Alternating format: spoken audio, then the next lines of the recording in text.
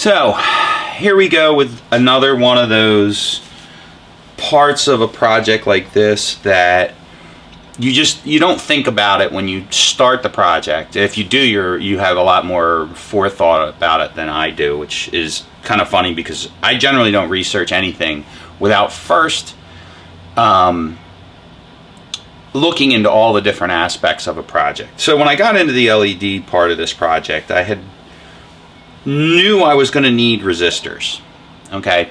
And I talked about the resistors in another part of the project. But what I hadn't taken into account when I got the resistors, and I should have known better, was how hot they get. So what I ended up having to do here was make these mounting plates / heat sinks for the resistors. I needed to, I guess I should start first with, I needed to find a suitable place to mount these. And I needed to tie them together, wire them in parallel, so that they would create the correct amount of impedance to emulate what would be two 3157 bulbs blinking at the proper rate. To get that, I needed to wire two 3 ohm 50 watt resistors in parallel. Now, what I ended up doing was I ended up, just like everything else, making a wiring harness for these. So you can see here, these two are wired. These two are now mounted to this aluminum plate. These get so hot I actually wish I had used a thicker piece of aluminum, but for this will be okay because I'm going to mount them in a way that this actually doesn't touch anything. So what I did was I wired these two together, and I added these green wires. So these are single leads to go into a single lead. Twisting 4 wires together and trying to get them to glom up just is really difficult to do. So because I'm soldering the connections, it's okay to add a little extra wire. The other thing is, well, why are these so long? Okay, these are so long because I have to mount these in a place that is actually kind of not far away from the light, but the wiring is required to stretch it is a little bit long. So these are longer than they need to be. I'm going to cut them back a little bit, but not much longer than they need to be. So you can see here I have this one, which is ready to get this treatment. Okay, so what I did was let me see here, I'm going to zoom out. Oh, I can't zoom out, I can zoom in. I have these, they're called thread setters. Okay, now this isn't the one I'm using, but what they are is these are inserts. They're really handy, but they're very finicky. They're very, very, very, very finicky when you use them. And all the stars have to be lined up perfectly to use these things properly. Now, this is the kit that I have. This one is from Snap-on, but you can get them from other places. This particular kit is actually a conglomeration of 2 kits. A metric kit, because these come in metric and standard. These are the thread cert arbors, and then the thread certs themselves. And it comes with an assortment of thread certs. I've, over the years, used them and bought new ones. For this particular job, I decided to use 1024s. Now, I decided to use 1024s for 2 reasons. One is I got a whole box full of them, these, which I ordered from McMaster Carr for a different project. These are way too long, so I had to cut them down to an acceptable length. These also have a little bit of a shoulder on them, which is bad but okay, because when I ordered all those nuts, or all these bolts, I ended up ordering a whole bag full of these washers. I really don't like using washers as spacers, but in this particular case, it's not a real huge issue. Now, there is going to be some electrolysis involved because I'm using dissimilar metals or galvanic reaction. So I have, these are steel, into aluminum, and these are hardened and these are zinc coated. So basically what I'm doing is this is gonna end up corroding away, but probably not for the next 10 years, I hope. And hopefully there's not enough stray voltage around to cause the problem, even though salt water will make it do it. So that's another chemistry question. I just wanted to address that before somebody says, oh, it's going to rot. Well, I know it's going to rot. The only way I could fix this would be to put like a dielectric grease in between the two of everything, or some kind of sealant around here. But I'm not going to do that. Fuck it. I can only do so much. So basically that's... To work with these, and I screwed up, I'll make another video showing how to insert these. But the way this works is, you put the correct size arbor. Okay, so this is a 1024 arbor. This is the, and it even says it on there, 10. This is the anvil. Alright, and you thread these on.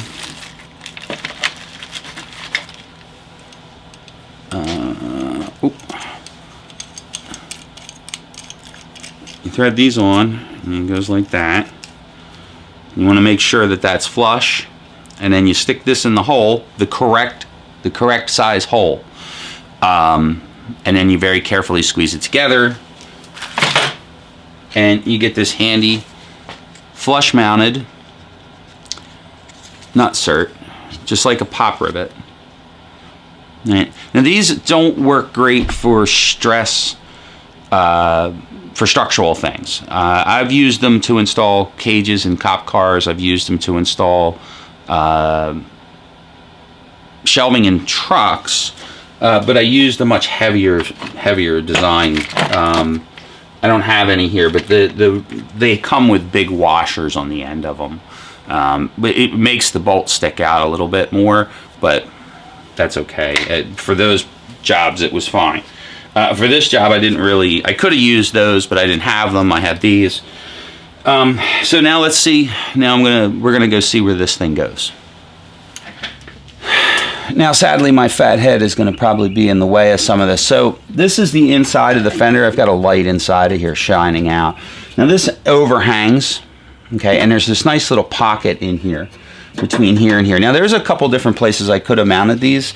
I could have made the leads even longer than I did and mount them inside the engine compartment, which probably wouldn't be a bad idea. Or I could mount them here.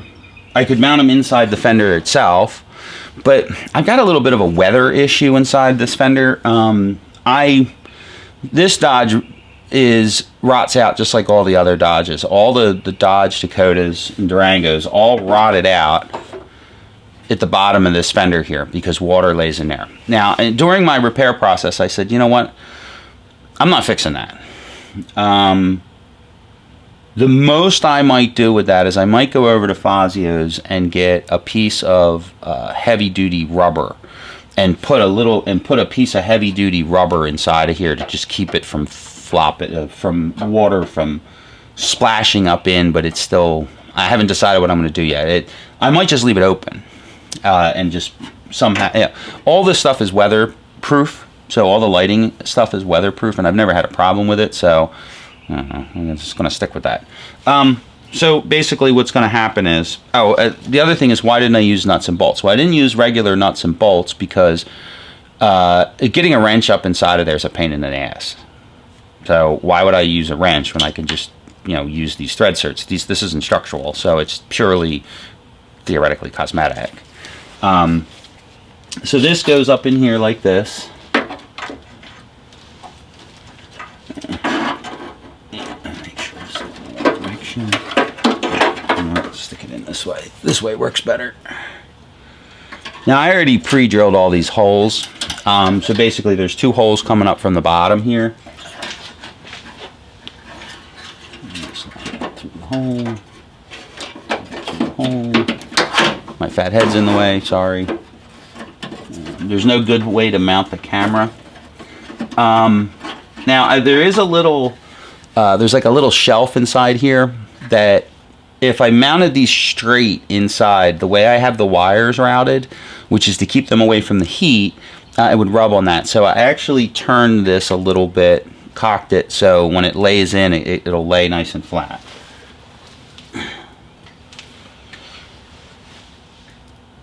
not flat.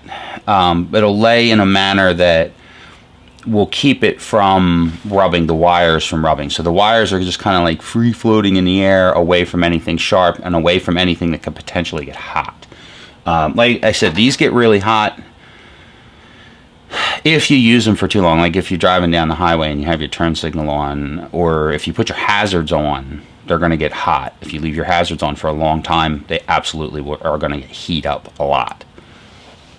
So these bolts have a shoulder on them. So I'm kind of cheating a little bit. Put the bolt in. I'm going to put this stack of washers on top of the bolt. And so this is purely because I'm too cheap and lazy to go out and buy the correct length bolts in stainless. I paid dearly for these. I'm going to use them. And if it means I have to cut them, that's fine. The other thing is, by mounting it this way, using these washers as a spacer, I effectively raise the heat sink up off of the this piece of steel, which doesn't come into contact with anything, any importance, but it'll give the resistors just a tiny bit more air to breathe. I cannot stress how hot these things got,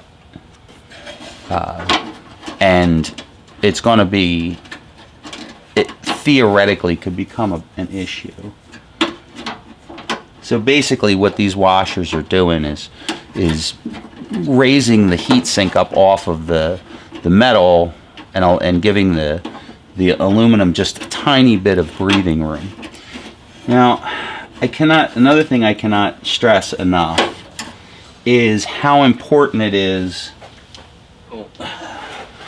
It's how important it is when you're starting the bolts into those thread setters that the bolt be started perfectly. It's very much like I don't know if you've ever cross-threaded a spark plug on into an aluminum cylinder head. You fuck yourself pretty bad. And that's the closest I can equate to it, because getting those thread setters out, in this application it's not a big deal because I can take the part out, maybe. Actually, let me rephrase that. If I cross-thread these, I'm totally fucked because then I have to cut the head off the bolt, which is just a nightmare. And I also realized I didn't put a washer on the back side of this, but it's all right. It'll live. Like I said, it's not structural. If I don't put a washer on this one, and I didn't put a washer on the other one, the truck won't drive sideways. But there's 4 washers stacked up here, and like I said, I don't have a lathe, so I can't make a spacer. If I had a lathe, I'd just make a spacer out of aluminum.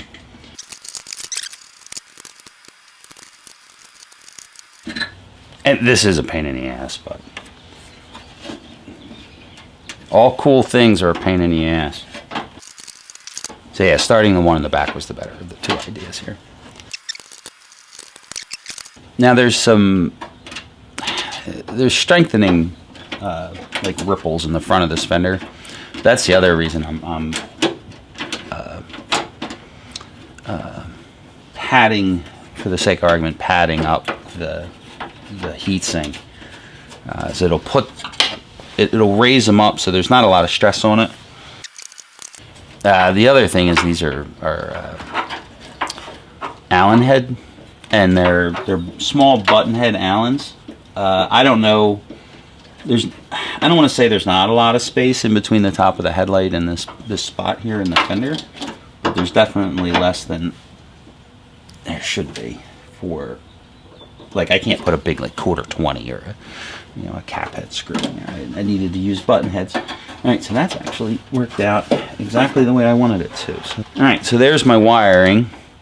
Now, like I said, these wires are really long, but I need to tap into this wire and this wire. Now, you'll see also that I already cut into this wire. This was a screw up on my part. This was actually a relatively significant screw up. So there's going to be another splice in this wire, but I'm using solder, I'm using heat shrink, I'm not creating an excessive amount of impedance. Well, let's see if I can get a little bit better shot of what's cooking inside of here. Ah, there we go. Look at that. So you can see the nuts and the nut certs, okay, and you can see that the resistor block is actually slightly suspended, okay, right in here.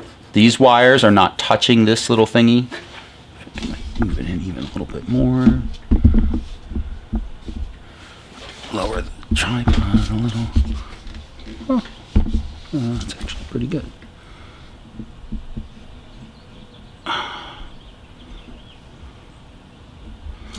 Okay, so that's actually a pretty decent angle. You can actually see what's going on inside of here. So this is the resistor block, okay, and it's pretty much completely suspended, and it's relatively sturdily mounted for what it is. I mean, it's not going to go anywhere because there's 2 screws in it, and I'm going to tighten them up a little bit more.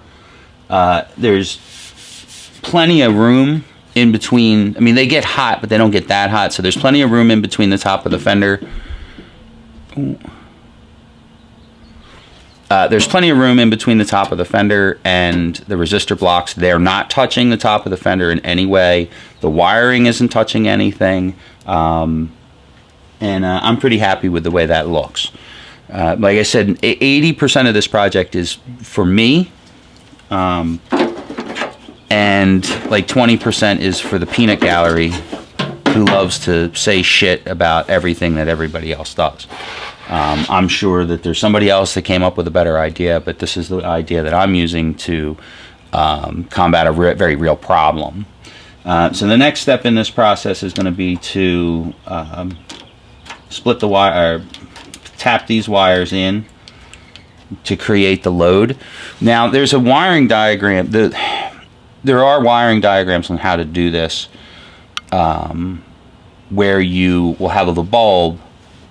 And actually the wiring diagram that came with this is, so this is the bulb, this is the positive and negative, and then you jump the positive and negative with the resistor. I'm not doing that with this because I'm eliminating one of the parking lights. So the parking light turn signals.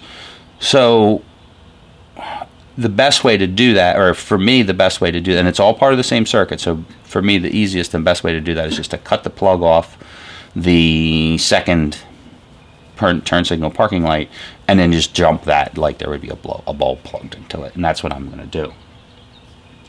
And that's it. So this is the plug for the halo lights on the headlights.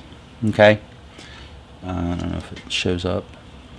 These are low voltage LEDs, no big deal. Those don't require a resistor because they don't have to trick the lighting assembly at all, and they're so low draw it's not going to create a heat issue. And then I'm going to give shaky cam for a second here and show how I mounted the the HID ballast. I mounted the actual ballast inside right here. Now I used an existing hole and a single tech screw, which quite frankly that's the way that they came from the factory. Is it was just those are the mounting brackets that it came with, and those are the mounting brackets that I'm using. So you can see, let's see here. So this is the HID ballast. That's the screw that's holding it in, and that screw's tight, and the ballast isn't moving a whole lot, but it's out in the air so it can cool. Now I ran it for about 15 minutes the other day, and it didn't get hot. And then there's a secondary, I guess this is an exciter or some kind of thing that I mounted here. And these are all the wires, the other wires, which will actually, when the time comes, these will get plugged in and then tucked back inside of here a little, tucked back inside this hole, because there's a bunch of plugs for the HIDs that need to be kind of tucked out of the way.